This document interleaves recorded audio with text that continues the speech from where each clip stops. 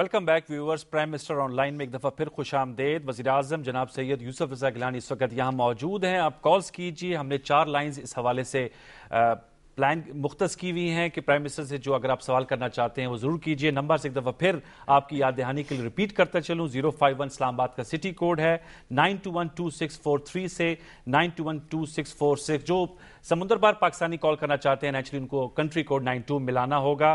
Collar भी हमारे साथ मौजूद है, लेकिन ब्रेक पर जाने से कबल एक आसमा का क्वेश्चन बिजली के हवाले से और प्राइम मिनिस्टर साहब बन्नू से जो सवाल आया था उसमें था कि डीआई खान में तो मोबाइल सर्विस खोल दी गई है, बन्नू में अभी तक मुअत्तल है।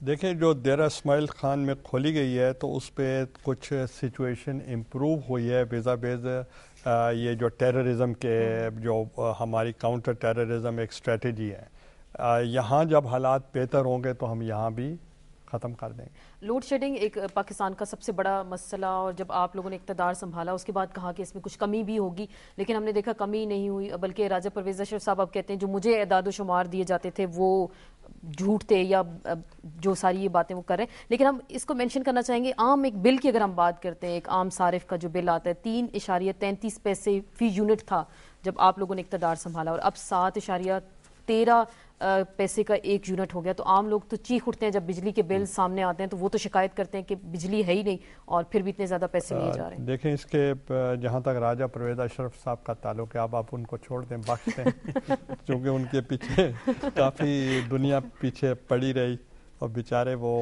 मतलब उनको काफ़ी अनकम्फर्टेबल किया। जहाँ तक ताल्लुक है ये बिजली का, पहले मैंने आपसे बात कही थी, अब मैं आपको थोड़ा सा एक्सप्लेन करता हूँ। जो फ्यूल प्राइसेस हैं, पेट्रोल की प्राइसेस हैं, ऑयल प्राइसेस, वो काफ़ी उनका उसमें इजाफा हुआ है। तो पहले जब हमने इक़्तिदार संभाला था तो उस वक्त 30 पॉइंट समथिंग डॉलर पर बैरल था, अब 117 पॉइंट समथिंग उसका अब उसकी प्राइस हो गई है।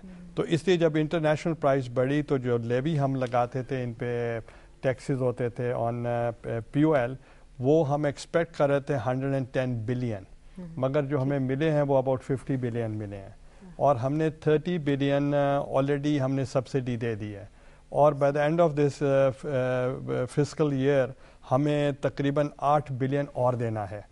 तो इस वजह से ऑयल प्राइसेस की फ्लक्चुएशन की वजह से, इंटरनेशनल प्राइसेस का बढ़ने की वजह से न कि सिर्फ पाकिस्तान मुतासर हुआ है, पूरी दुनिया मुतासर हुई है।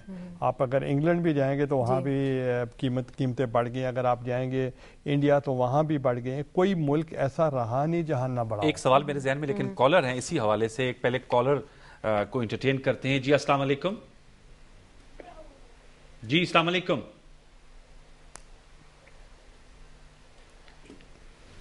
हमारे साथ आप हैं इस वक्त, आर यू विद अस? जी अस्सलाम वालेकुम। जी कौन? जी आप इस वक्त ऑन एयर हैं प्राइम मिनिस्टर ऑनलाइन प्रोग्राम में, अपना सवाल कीजिएगा। जी मैं राजा नासिर बोल रहा हूँ। जी राजा साहब सवाल कीजिएगा।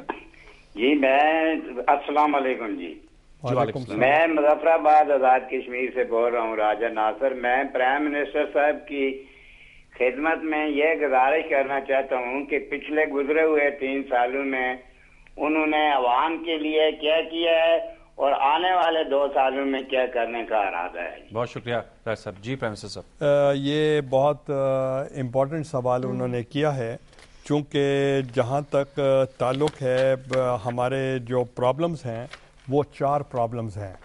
नंबर 1 जो प्रॉब्लम है वो ऑयल प्राइसेस इंटरनेशनली बढ़ी हैं, यानी ग्लोबल रिसेशन। नंबर 2 हमारी इलेक्ट्रिसिटी शॉर्टेजेस हैं।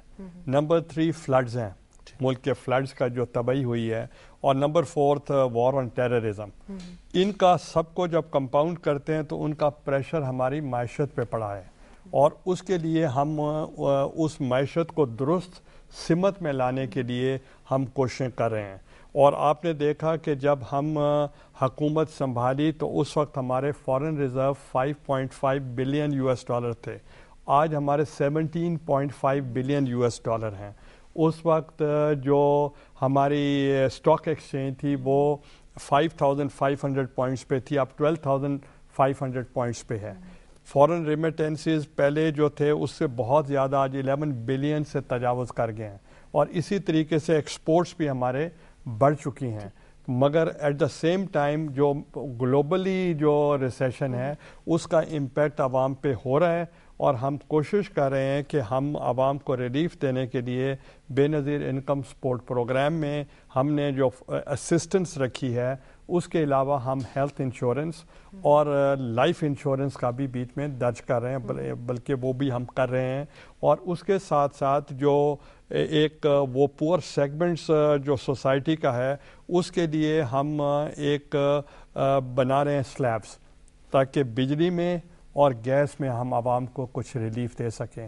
انشاءاللہ اس کے اوپر ہم کام کریں، اور باقی جو ہمارے 2 سال ہیں اس کے لیے ہماری پوری کوشش ہوگی کہ عوام کو ریلیف دینے کے لیے جو بھی بہتر ہو ہم کریں. عوام کو ریلیف دینے کے بعد میں بھی عوامی سوال کر لوں تھوڑا سا کہ عوام کو ریلیف آپ نے بڑے بڑے فگرز بھی گنوائے کہ اتنا فورن ریزروز بھی اتنے ہو گئے، عام آدمی کو فائدہ اس سے کیا؟ عام آدمی کو فائدہ یہ ہے کہ جو آپ ٹوٹلی بینک بوروئنگ سے سارا کچھ کر رہے تھے وہ ہم نے کم کیا ہے، سبسڈیز ختم کیے ہیں، رائٹ ٹریک پہ اکانومی کو لگا دیا ہے، سمت درست ہو گئی ہے. جی یہ بہت بڑی بات ہے. جی السلام علیکم.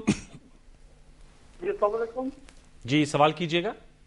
جی میرا نام محمد یعقوب ملک ہے، باراکو اسلام آباد سے بول رہا ہوں، اور باراکو یونیورسٹی کا سابق چیئرمین ہوں. اچھا جناب والا باراکو اور ملکہ آبادیوں کے عوام کی طرف سے باراکو میں 20 بیڈ کے ہیلتھ سینٹر کا افتتاح کرنے پر ہم وزیر اعظم صاحب کا شکریہ ادا کرتے ہیں، اور وزیر اعظم صاحب سے امید رکھتے ہیں کہ یہ ہیلتھ سینٹر ان کی کمال مہربانی سے نہ صرف چلتا رہے گا بلکہ مزید توسیع اور ترقی کرے گا. ہم مشکور ہیں وزیر اعظم صاحب کے کہ انہوں نے اس کا افتتاح کیا ہے.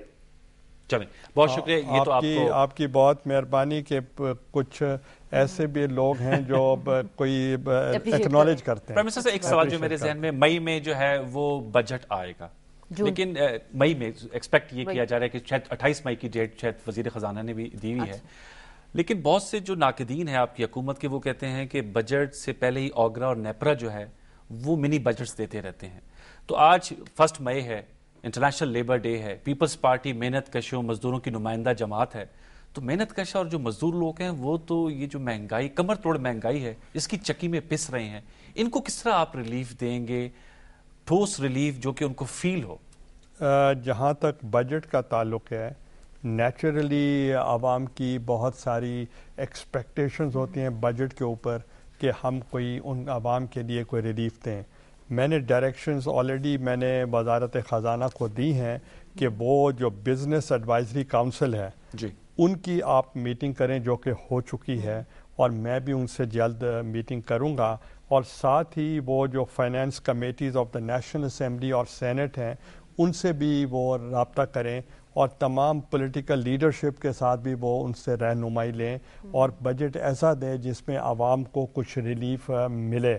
مگر ایٹ دا سیم ٹائم جو ملکی وسائل ہیں ان کو مد نظر رکھتے ہوئے، ان کے دائرہ کار میں رہتے ہوئے ہم ریلیف دیں گے.